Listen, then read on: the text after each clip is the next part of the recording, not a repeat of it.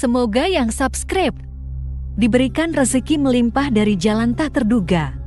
Dan yang like komen, dimudahkan jalannya menuju surga di hari akhir nanti.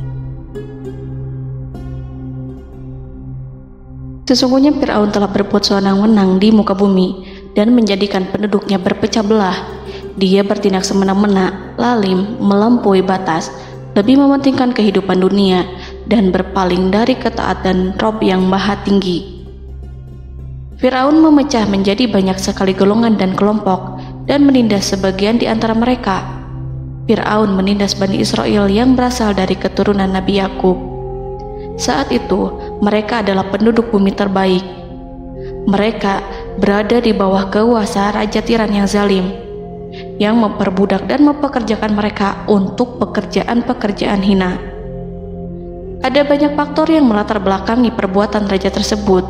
Selain karena kebencian, ada juga faktor ramalan yang beredar pada saat itu. Bani Israel mengalami siksaan dan penyiksaan yang tak terkira. Nabi Musa diutus oleh Allah Subhanahu wa Ta'ala untuk membebaskan Bani Israel, dan telah berulang kali memperingatkan Fir'aun agar membebaskan kaumnya. Namun Fir'aun tetap bersikeras dan menolak. Suatu hari Allah Subhanahu wa Ta'ala memerintahkan Nabi Musa untuk kembali kepada Fir'aun dan menunjukkan mukjizat. Di sana Nabi Musa menunjukkan beberapa mukjizat, termasuk mengubah tongkatnya menjadi ular raksasa dan di tangannya mengeluarkan cahaya. Namun Fir'aun tetap ingkar, dan dari situlah awal mula kehancuran Fir'aun dan pengikutnya. Tentang bagaimana detail kisah lengkapnya serta kelanjutan nasib Fir'aun, dari mana awal mula keangkuhan Fir'aun sampai mengakui dirinya sebagai Tuhan, serta dari mana sumber kekayaan Fir'aun yang sampai penasihatnya saja Qorun bisa membangun istana megah, akan dibahas lengkap di sini. Namun sebelum saya melanjutkan kisahnya, dimohon kepada pemirsa untuk menonton video ini sampai selesai, supaya tidak ada kesalahpahaman dalam memahami isi cerita, serta mohon bantu channel ini semakin berkembang dengan cara subscribe dan berikan like serta komen positifnya. Semoga bantuan pemirsa sekalian menjadi amal jariah dan bernilai pahala di sisinya. Bismillahirrahmanirrahim. Fir'aun menguasai seluruh negeri. Seiring dengan makmurnya negeri Mesir, kekuasaan Fir'aun semakin hari semakin bertambah. Fir'aun berkuasa tanpa ada yang berani menentang, dan dia membuat keputusan sesuka hatinya. Bahkan dengan kesombongannya, dia sampai berani mengaku sebagai Tuhan. Gelar Fir'aun Raja Mesir kuno punya pengaruh besar yang diyakini sebagai seorang yang bertanggung jawab untuk melindungi dunia pada saat itu. Fir'aun bukanlah nama seseorang, melainkan sebutan dalam Al-Quran yang merujuk pada seorang Raja Mesir yang sombong, suka menindas, dan sering melampaui batas, yang hidup ketika Nabi Musa alaihi salam bayi sampai dirinya dibinasakan oleh Allah di Laut Merah. Fir'aun merupakan sebuah gelar bagi raja-raja Mesir yang muncul di era New Kingdom. Pendapat Syekh Abdurrahman As-Sadi mengatakan bahwa Fir'aun merupakan gelar yang diberikan kepada raja-raja Mesir, sebagaimana Raja Babil disebut Namrud, Raja Habasyah disebut An-Najasyi, Raja Yaman disebut Al-Qil, atau Raja Persia yang disebut Kisra, penguasa Roma yang dijuluki Kaisar. Sebutan Fir'aun dalam Al-Quran ini menjurus pada Raja Mesir yang hidup pada tahun 1527 sampai 1407 sebelum Masehi. Fir'aun dikhususkan untuk menyebut penguasa Mesir yang membangkang dan tidak beriman kepada Allah Subhanahu wa Ta'ala. Sedangkan yang beriman kepadanya dikenal dengan nama Malik, yang saat itu hidup di zaman Nabi Yusuf alaihi salam. Sebagian ahli sejarah mengatakan bahwa penguasa Mesir pada masa Nabi Yusuf disebut Al-Malik atau Raja, tidak disebut Fir'aun, karena kedua penguasa ini berbeda asal daerahnya. Penguasa Mesir pada masa Nabi Yusuf berasal dari Mesir pesisir, sehingga mudah untuk menerima perubahan. Sedangkan Fir'aun pada masa Nabi Musa berasal dari pedalaman Mesir yang mempunyai watak dan karakter keras serta kolot. dan tidak mudah menerima orang-orang di luar kalangan mereka. Dari keterangan di atas dipahami kenapa penguasa Raja Mesir pada masa Nabi Yusuf percaya kepada Nabi Yusuf dan mengikuti agama Nabi Yusuf yaitu Islam, kemudian diikuti oleh rakyatnya. Sebagian ahli sejarah menyamakan Fir'aun dengan Mas'ab ibnu Royan. Ada pula yang menyatakan bahwa Fir'aun anaknya Walid ibnu Mas'ab ibnu Royan dari salah satu kaum Ad. Para Fir'aun Mesir kuno memperoleh kekayaan dan membangun kerajaan mereka yang megah melalui berbagai sumber. Beberapa sumber utama kekayaan dan pembangunan kerajaan Fir'aun adalah sumber daya alam. Mesir kuno diberkati dengan sumber daya alam yang melimpah, termasuk emas, tembaga, dan batu mulia yang ditambang dari wilayah gurun dan lembah. Sungai Nil juga menyediakan tanah yang subur untuk pertanian yang menjadi dasar ekonomi Mesir kuno. Air yang sangat penting ini memungkinkan kota-kota tumbuh di tengah gurun. Lonjakan air dan nutrisi itu mengubah lembah Nil menjadi tanah pertanian yang produktif. Menurut Organisasi Pangan dan Pertanian PBB, petani Mesir kuno adalah salah satu kelompok pertama yang melakukan pertanian dalam skala besar, menanam tanaman makanan seperti gandum, serta tanaman industri seperti rami untuk membuat pakaian. Sungai Nil mengalir ke utara sejauh 4.160 mil dari timur tengah Afrika ke Laut Tengah, yang memberikan Mesir kuno tanah subur dan air untuk irigasi. Untuk memaksimalkan pemanfaatan air Sungai Nil, petani Mesir kuno mengembangkan sistem irigasi cekungan. Mereka membangun jaringan tanggul berbahan tanah untuk membentuk cekungan. Kemudian mereka menggali saluran untuk mengarahkan air banjir ke dalam cekungan, di mana air akan menggenang selama sebulan hingga tanah jenuh dan siap untuk ditanami. Selain itu, Sungai Nil dapat dimanfaatkan untuk mengangkut material proyek-proyek konstruksi. Untuk mendapatkan manfaat dari Sungai Nil, orang yang tinggal di tepi sungainya harus mencari cara mengatasi banjir tahunan sungai ini. Untuk memprediksi apakah mereka akan menghadapi banjir yang bisa mengakibatkan panen buruk, orang Mesir kuno membangun nilometer atau pilar batu dengan tanda menunjukkan tingkat air. Mereka mengembangkan keterampilan dan teknologi baru dari pertanian hingga pembuatan perahu dan kapal. Sungai Nil juga merupakan rute transportasi penting karena memainkan peran sentral dalam peradaban Mesir kuno. Orang Mesir menjadi ahli dalam membangun perahu dan kapal untuk mengangkut berbagai barang, termasuk ternak, sayuran, ikan, roti, dan kayu. Mesir kuno memiliki perdagangan yang berkembang dengan wilayah Afrika Timur dan Tengah serta Mediterania Timur. Perdagangan ini tidak hanya mencakup barang-barang mewah, tetapi juga bahan pangan dan bahan baku. Fir'aun juga memiliki semua tanah di Mesir dan mengumpulkan pajak dari rakyatnya. Raja Fir'aun juga memperlakukan rakyat dengan kejam tanpa belas kasihan. Ia memeras pajak yang tinggi dan menjadikan kaum Bani Israel sebagai budak kerajaan. Mereka juga menerima upeti dari negara-negara yang dikalahkan atau ingin menjaga hubungan baik dengan Mesir. Bahkan Fir'aun juga memiliki proyek konstruksi untuk membangun struktur megah seperti piramida, kuil, dan monumen yang tidak hanya menunjukkan kekuasaan dan kekayaan mereka, tetapi juga berfungsi sebagai pusat administrasi dan agama. Proyek-proyek ini seringkali menggunakan tenaga kerja dari rakyat yang bekerja selama musim banjir. Kekayaan dan kerajaan megah Fir'aun merupakan hasil dari pengelolaan sumber daya yang efisien, eksploitasi sumber daya alam, dan kebijakan ekonomi yang cerdas. Ini semua mencerminkan kemajuan teknologi, organisasi sosial, dan kekuatan politik Mesir kuno.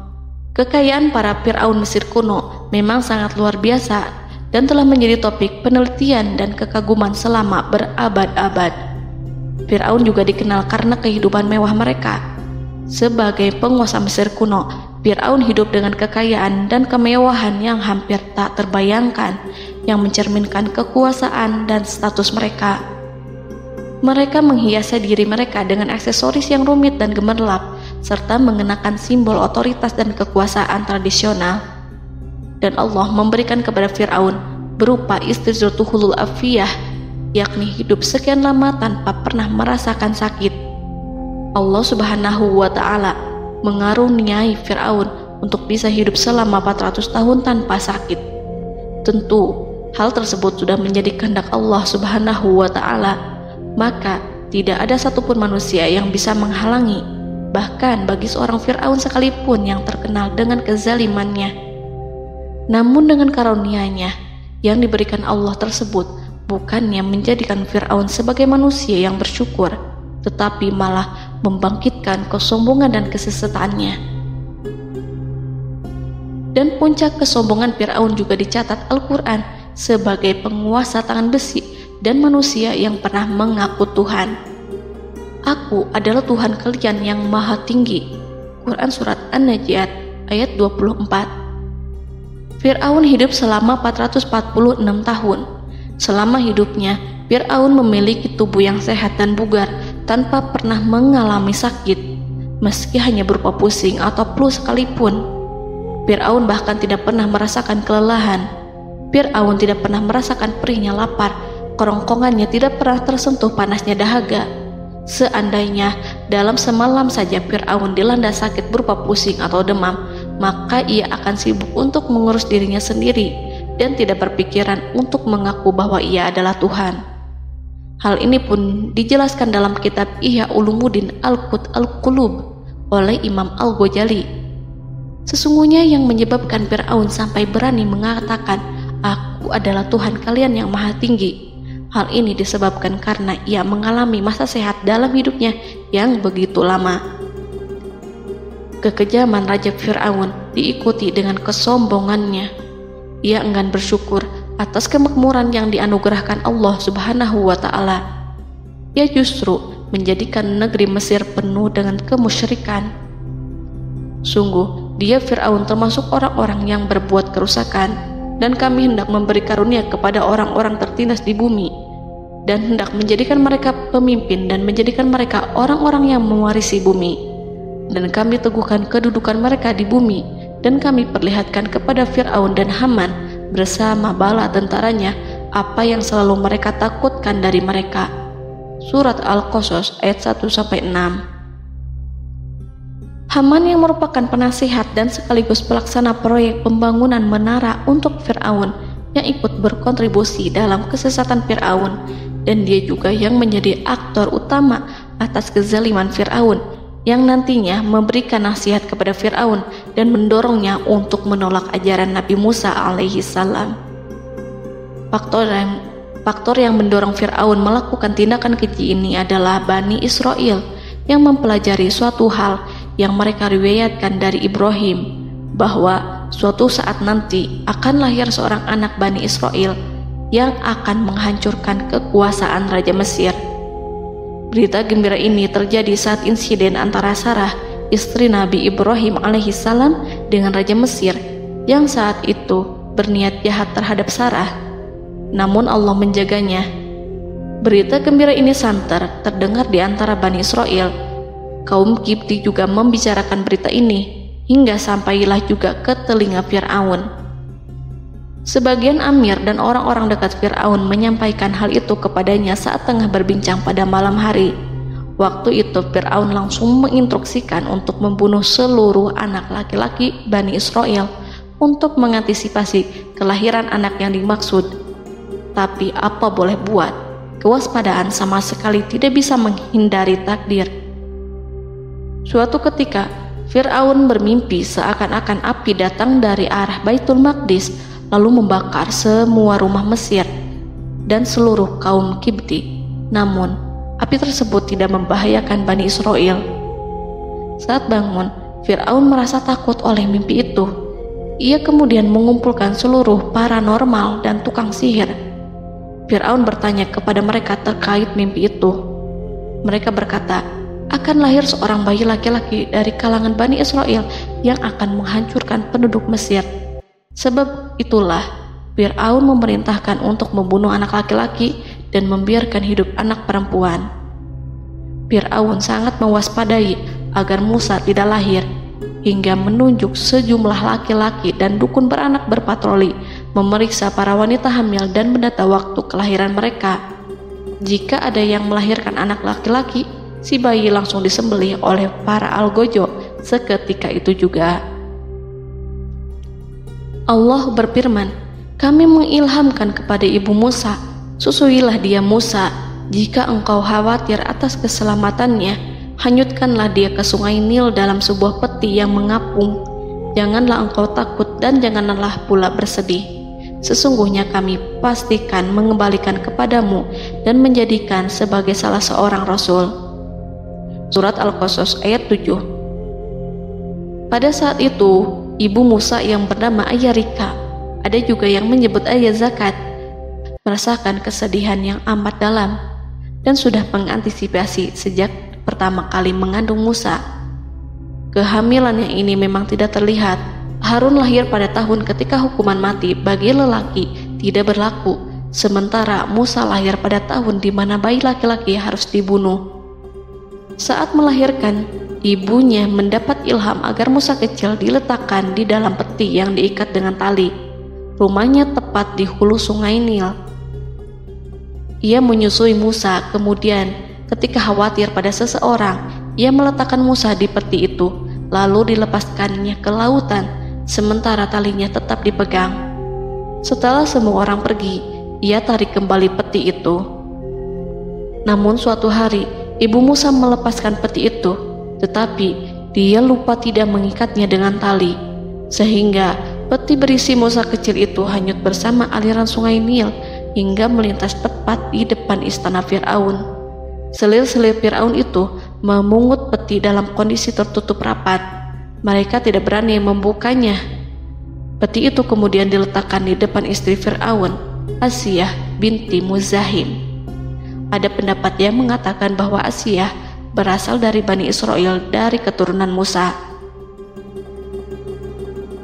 Saat membuka penutup peti dan menyingkap tirai penutupnya, Asiyah melihat wajah Musa kecil memancarkan sinar-sinar nubuah kemuliaan. Begitu melihatnya, Asiyah langsung jatuh hati dan sangat mencintainya. Saat Fir'aun tiba, ia berseru, "Apa ini?" Kemudian ia memerintahkan untuk menyembelihnya, tetapi sang istri meminta agar bayi tersebut diberikan kepadanya. Sang istri berkata, "Dia adalah penyejuk mata hati bagiku dan bagimu." Fir'aun menimpali, "Iya, bagimu, tapi bagiku tidak. Aku tidak memerlukan bayi itu." Petaka memang selaras dengan tutur kata.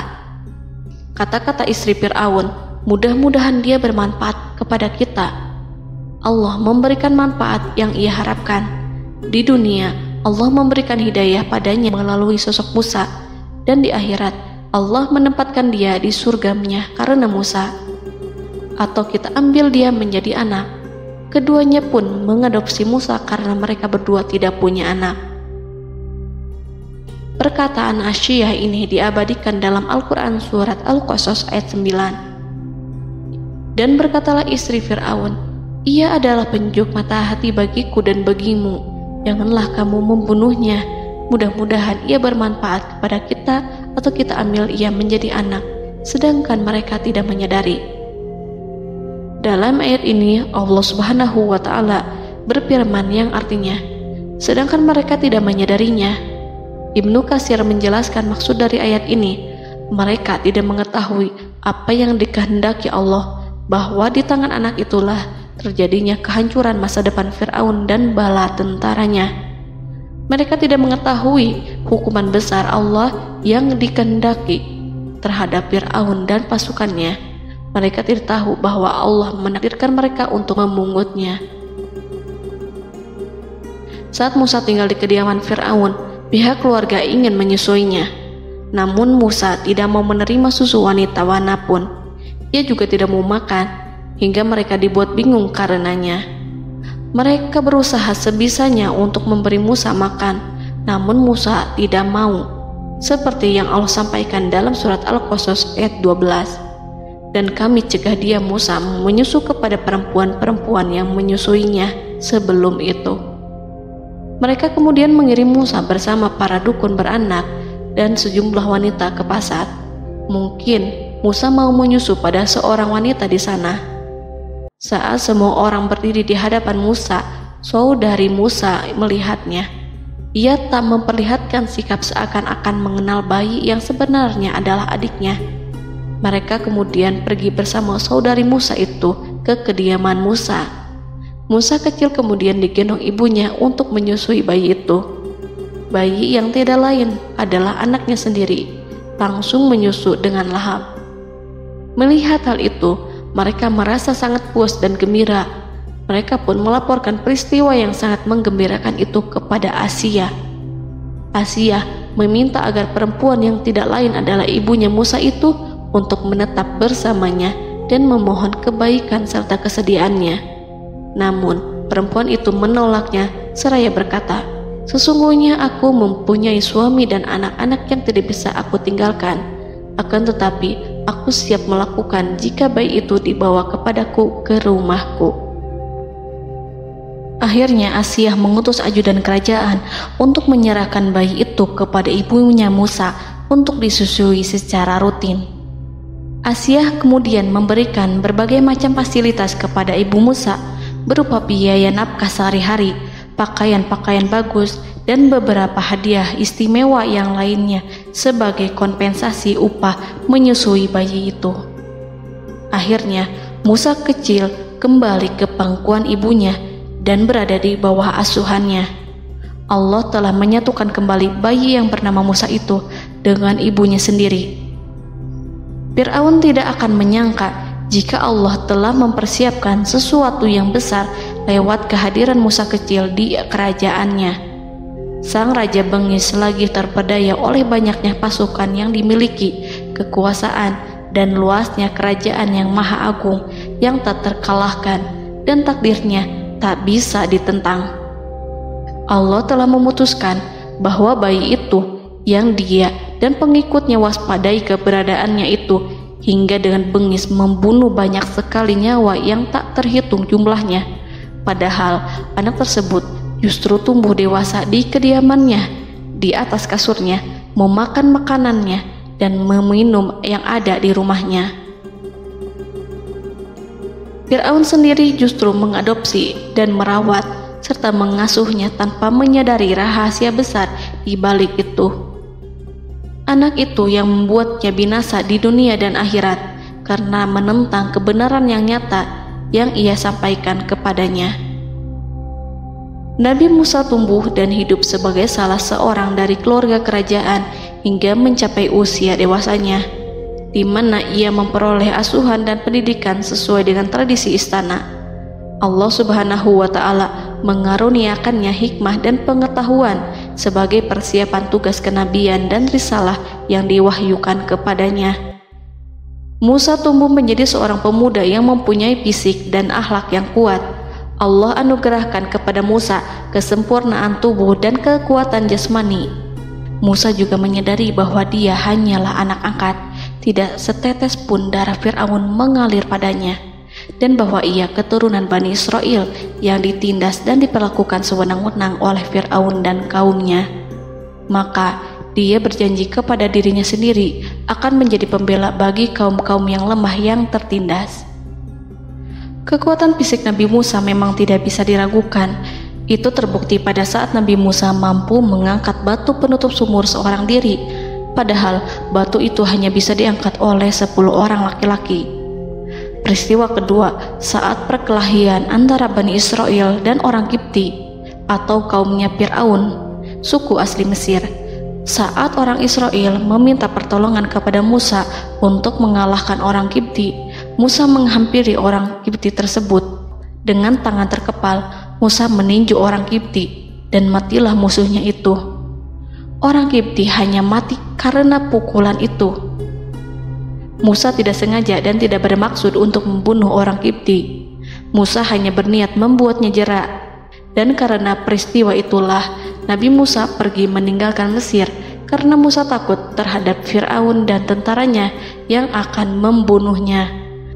Karena jika mereka tahu bahwa Musa membunuh orang Kipti demi membela salah seorang Bani Israel, akan membuat Fir'aun dan pengikutnya mencurigai bahwa Musa memang berasal dari Bani Israel, dan pada akhirnya akan memicu sebuah permasalahan besar. Dan pada waktu yang sudah ditentukan oleh Allah, sekitar 10 tahun Nabi Musa meninggalkan Mesir. Pada akhirnya Allah mengamanahkan dia sebagai seorang Rasul. Allah anugerahkan kepadanya hikmah kenabian dan pengetahuan di usia 40 tahun. Allah perintahkan Musa kembali ke Mesir untuk menghadapi Fir'aun dan mengajak dia mengakui Tuhan semesta alam. Tugas ini penuh dengan bahaya, mungkin bisa membuat Musa kehilangan nyawa, tetapi menuruti perintah Allah itu mutlak baginya. Ditemani oleh saudaranya Harun untuk membantunya membenarkan perkataannya. Lidah Musa cedal karena bara api yang pernah diletakkan di lidahnya saat Fir'aun hendak menguji akalnya setelah menarik jingat Fir'aun hingga berdarah. Fir'aun bermaksud untuk membunuhnya. Asyah mengkhawatirkan Musa lalu berkata, dia masih kecil. Fir'aun kemudian menguji Musa dengan meletakkan buah dan bara api di hadapannya. Musa kecil hendak bermaksud meraih buah-buahan, tetapi tangannya dialihkan oleh malaikat. Lalu Musa mengambil bara api dan ia letakkan di lidahnya. Lidahnya cedal karena bara api ini. Musa meminta kepada Allah agar kekakuan yang ada di lidahnya dihilangkan sebagian, sebatas agar kata-katanya bisa dipahami, dan tidak meminta untuk dihilangkan secara total, karena para rasul hanya meminta sebatas yang diperlukan. Pergilah kamu kepada Fir'aun, karena dia benar-benar telah melampaui batas, maka berbicaralah kamu berdua kepadanya dengan kata-kata yang lemah lembut. Mudah-mudahan dia sadar atau takut. Quran Surat Toha ayat 42-43. Ini merupakan sifat santun dan kasih sayang serta rahmat Allah terhadap makhluknya, meski Allah mengetahui kekafiran dan kesewenang-wenangan dan kesombongan Fir'aun. Bersama Harun, Musa mendatangi Fir'aun setelah menemui beberapa rintangan yang lazim ketika akan menemui raja pada waktu itu. Pertemuan Musa dan Harun juga dihadiri oleh beberapa anggota pemerintahan dan penasihat. Bertanyalah Fir'aun kepada mereka berdua, siapakah kalian berdua ini? Musa menjawab, kami Musa dan Harun adalah pesuruh Allah agar kamu membebaskan Bani Israel dari perbudakan dan penindasanmu dan menyerahkan mereka kepada kami agar mereka menyembah kepada Allah dengan leluasa dan menghindari siksaanmu. Fir'aun segera mengenal Musa dan berkata kepadanya, bukankah engkau Musa yang sudah kami asuh sejak bayimu dan kami asuh dalam istana sampai usia remajamu dan mendapat pendidikan serta pengajaran yang menjadikan engkau pandai? Dan bukankah engkau yang melakukan pembunuhan terhadap diri daripada seorang dari golongan kami? Sudahkah engkau lupa terhadap itu semua dan tak ingat akan jasa kami kepadamu? Musa menjawab, bahwasannya engkau telah mengurus aku sejak kecil. Itu bukanlah jasa yang dapat kamu banggakan, karena jatuhnya aku pada tanganmu akibat dari kekejaman dan kezalimanmu tatkala engkau memerintah agar orang-orangmu menyembelih setiap bayi laki-laki yang lahir, sehingga ibuku membiarkanku mengapung di sungai Nil dan aku dipungut oleh istrimu, sehingga selamatlah aku dari pengejaranmu dan penyembelihanmu. Dan kebaikan yang engkau sebutkan itu sebanding dengan perlakuanmu terhadap sebuah suku bangsa besar, yaitu Bani Israel secara keseluruhan, karena engkau telah menindas dan menjadikan mereka budak-budak untuk melayanimu. Dan mengenai pembunuhan itu merupakan kehilafanku, lalu aku lari darimu karena aku takut kepadamu. Namun peristiwa itu merupakan rahmat dan hikmah yang terselubung bagiku, sebab dalam perantauanku setelah aku melarikan diri dari negerimu ini, Allah Subhanahu wa Ta'ala mengaruniakanku dengan hikmah ilmu dan mengutus aku sebagai Rasul. Maka dalam rangka tugasku sebagai Rasul, datanglah aku kepadamu atas perintah Allah untuk mengajak engkau dan kaummu untuk menyembah Allah dan meninggalkan kezaliman serta penindasanmu terhadap Bani Israel yang kau pekerjakan dan perbudak mereka untuk melakukan pekerjaan dan melayanimu. Fir'aun bertanya, siapakah Tuhan yang engkau sebut-sebut itu, hai Musa? Adakah Tuhan di atas bumi ini selain aku yang patut disembah dan dipuja? Musa menjawab, iya, yaitu Tuhanmu dan Tuhan nenek moyangmu serta Tuhan alam semesta. Fir'aun bertanya, siapakah Tuhan alam semesta itu? Musa menjawab, ialah Tuhan langit dan bumi dan segala yang ada di langit dan di bumi. Berkatalah Fir'aun kepada para penasehatnya dan para pembesarnya, sesungguhnya Rasul yang diutus kepada kamu ini adalah seorang yang gila. Kemudian ia balik bertanya kepada Harun dan Musa, siapakah Tuhan kamu berdua? Akulah Tuhanmu yang paling tinggi. Surat An-Najiat ayat 23-24. Dan Fir'aun berkata, wahai para pembesar kaumku, aku tidak mengetahui ada Tuhan bagimu selain aku. Quran Surat Al-Qasas ayat 38. Fir'aun menentang, padahal ia tahu bahwa ia adalah hamba yang diatur dan Allah lah yang menciptakan dan memberi bentuk rupa, dan mereka mengingkarinya karena kezaliman dan kesombongannya, padahal hati mereka meyakini kebenarannya. Maka perhatikanlah bagaimana kesudahan orang-orang yang berbuat kerusakan. Quran Surat An-Naml ayat 14.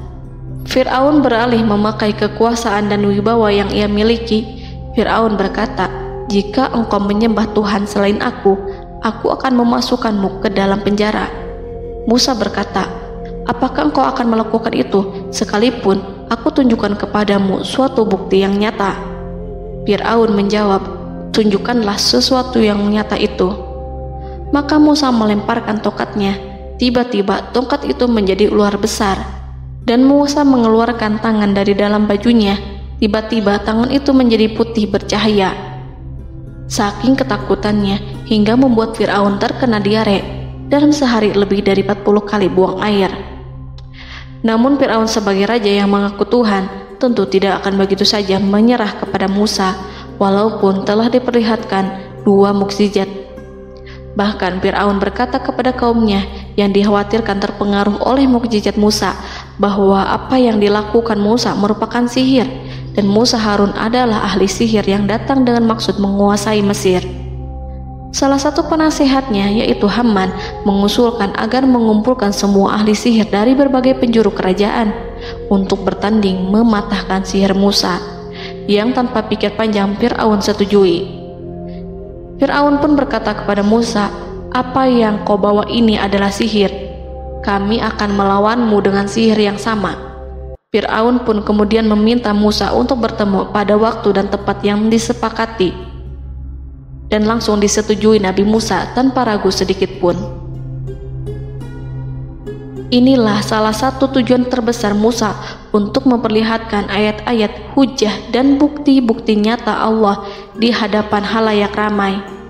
Dengan berbekal pertolongan Allah, Musa yakin akan menang melawan para ahli sihir itu. Maka pada waktu yang sudah ditetapkan, yakni pada permulaan hari, saat cahaya matahari mulai terik menyengat, sehingga kebenaran akan terlihat terlebih jelas dan nyata, orang-orang berbondong-bondong menuju tempat yang sudah ditentukan untuk melihat pertandingan sihir yang sudah dihadiri ribuan tukang sihir. Menurut Muhammad bin Ka'ab, mereka berjumlah 80.000 ahli sihir. Mereka sudah dijanjikan hadiah dan uang yang besar jika berhasil mengalahkan Musa. Para penyihir istana berkata, wahai Musa, apakah engkau yang mau lebih dahulu ataukah kami? Musa menjawab, silahkan kalian lebih dahulu.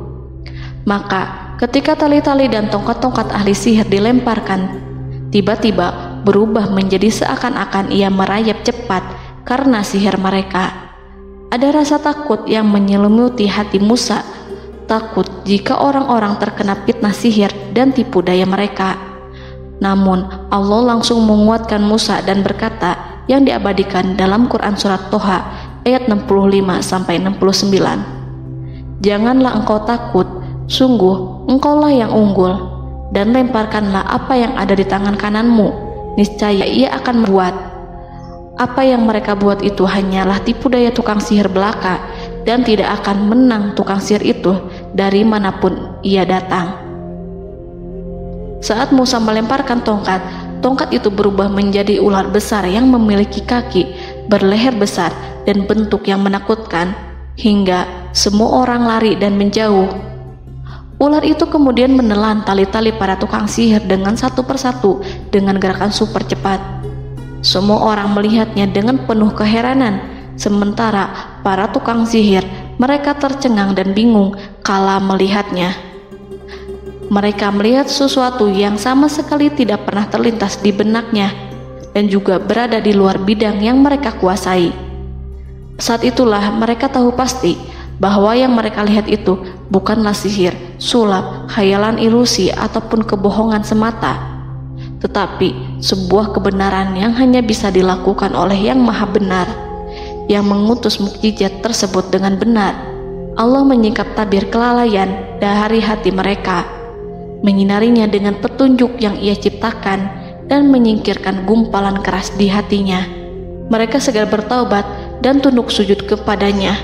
Dengan lantang mereka mengatakan kepada semua yang hadir tanpa memperdulikan hukuman ataupun siksaan apapun, "Kami beriman kepada Rob seluruh alam, yaitu Tuhannya Musa dan Harun." Fir'aun yang congkak dan sombong tentu sangat marah dengan apa yang disaksikannya itu. Ketika melihat ahli-ahli sihirnya begitu cepat menyerah dan mengakui kekalahan kepada Musa, bahkan menyatakan beriman kepada Tuhan Musa dan Harun. Tindakan itu dianggapnya sebagai pelanggaran terhadap kekuasaannya dan penentangan terhadap ketuhanannya dan merupakan tamparan bagi kewibawaannya. Fir'aun berkata kepada mereka, "Apakah kalian telah beriman kepada Musa sebelum aku memberi izin? Kenapa kalian tidak terlebih dahulu bermusyawarah kepadaku sebelum melakukan tindakan keji di hadapan rakyatku ini?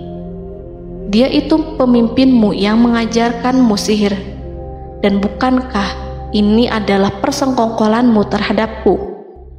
Musa dapat mengalahkan kamu sebab ia mungkin merupakan guru dan pembesar yang mengajari sihir kepadamu, dan kamu telah mengaturnya, dan sandiwaramu ini tak akan kubiarkan. Akan kupotong tangan dan kakimu secara bersilang, dan sungguh aku akan salib kamu pada pangkal pohon kurma sebagai balasan dan hukuman atas pengkhianatanmu ini." Walaupun melihat langsung kebenarannya, Fir'aun tetap tidak percaya. Dia tidak suka keyakinan para penyihir terhadap Musa. Para penyihir itu yang telah mengakui keimanan mereka kepada Allah tak merasa gentar ataupun takut, karena ketika para tukang sihir itu sujud, mereka melihat rumah dan istana-istana di surga yang telah dipersiapkan untuk mereka. Semuanya dirias untuk menyambut kedatangan mereka. Karena itu, mereka tidak peduli dengan ancaman Fir'aun. Setelah peristiwa kekalahan penyihir Fir'aun dengan mukjizat Nabi Musa itu, Fir'aun serta penasihat dan para pembesarnya, termasuk Haman, merencanakan penindasan yang lebih kejam untuk kaum Bani Israel dan merencanakan pembunuhan terhadap Nabi Musa.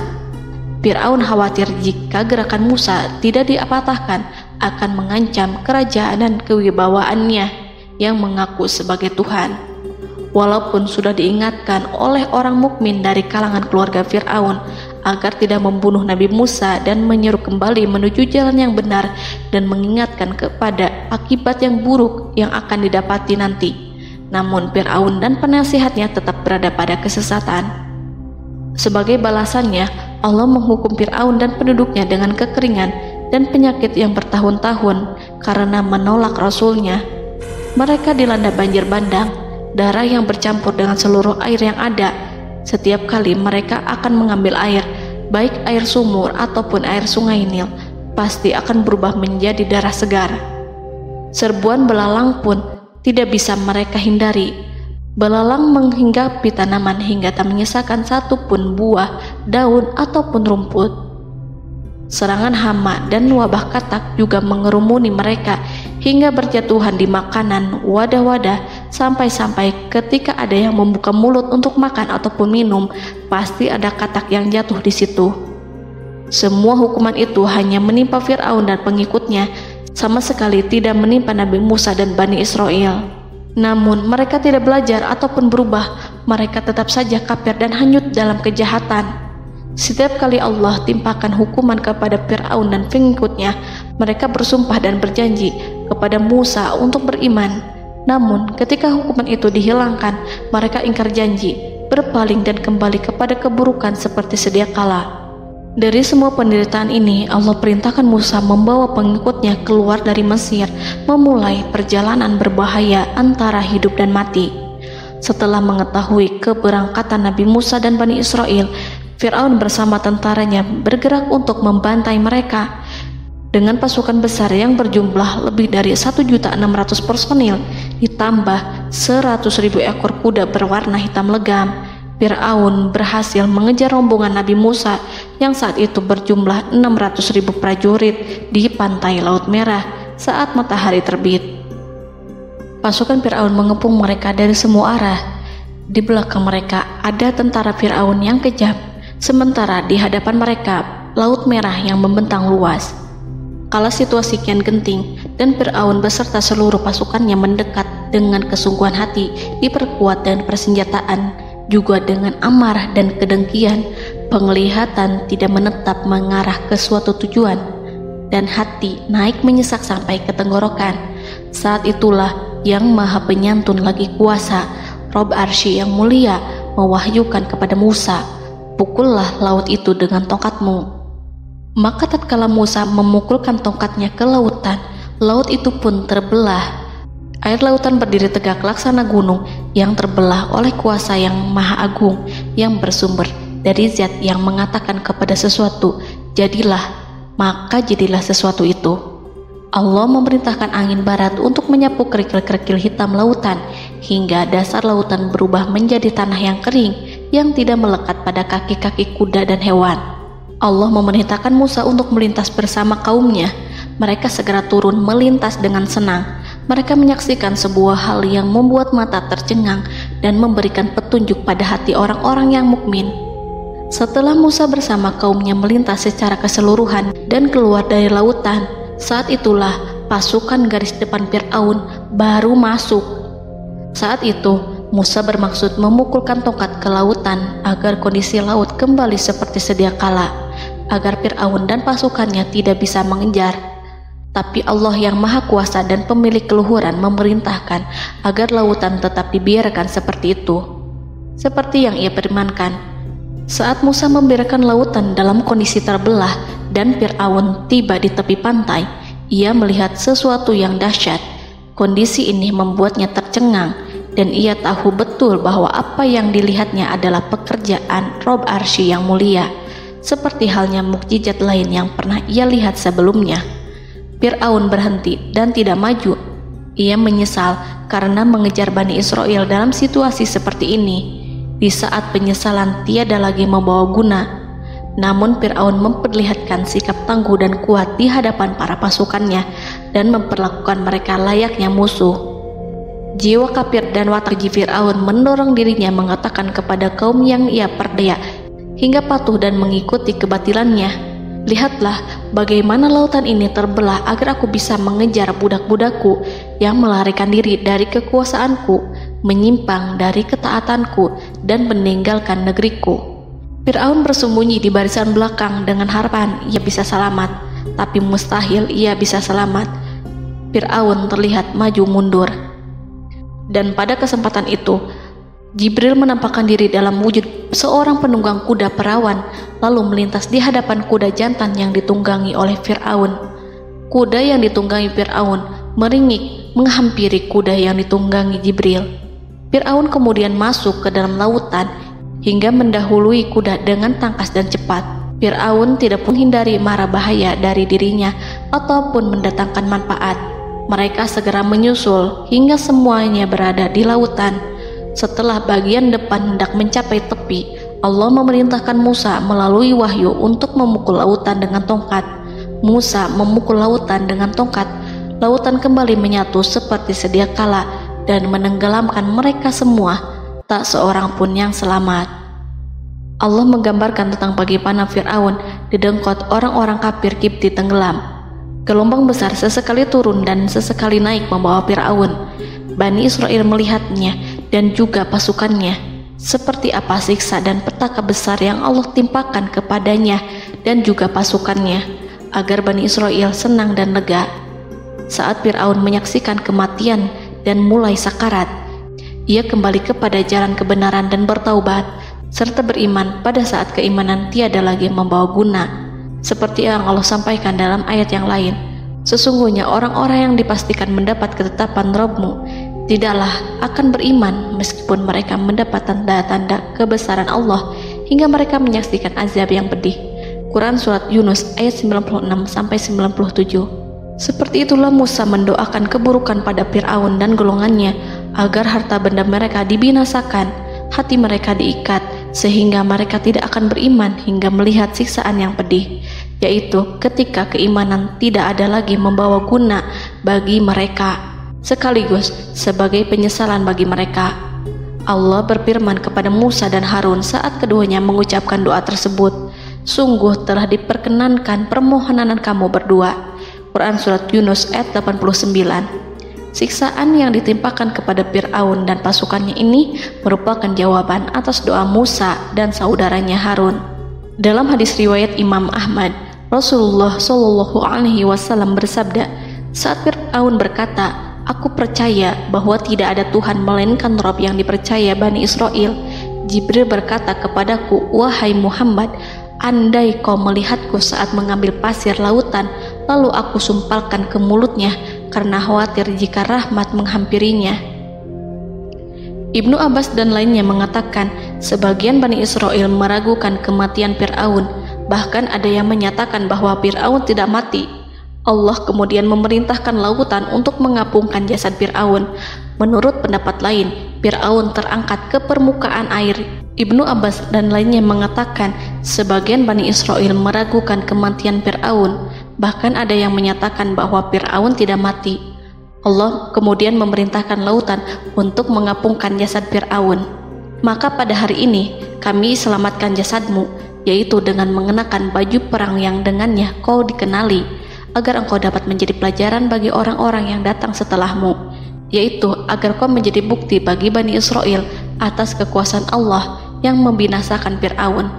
Karena itu, sebagian salaf membaca, kemungkinan yang dimaksud adalah kami menyelamatkan jasadmu beserta baju perangmu agar kau menjadi pelajaran bagi orang-orang setelahmu dari kalangan Bani Israel, dan mereka tahu bahwa kau telah binasa.